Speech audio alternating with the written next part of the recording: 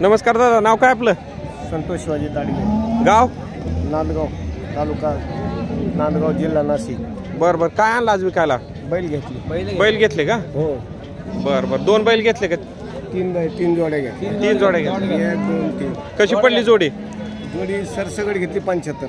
75,000 रुपये रोख का? हो. बरं, कशावर चालवायचे आता हे बैलगाडी. बैलगाडी किती टन ऊस वाहिली? हे 4 टन वाट. 4 टन. कसा आहे आजचा बाजार? चांगला आहे. बघू शकता तुम्ही, अशा पद्धतीने बैलजोडी ह्यांनी खरेदी केलेली. मार्के बिरकी नाहीत ना बैल? नाही अजिबात. एकदम गुलाबी. किती दात इथं?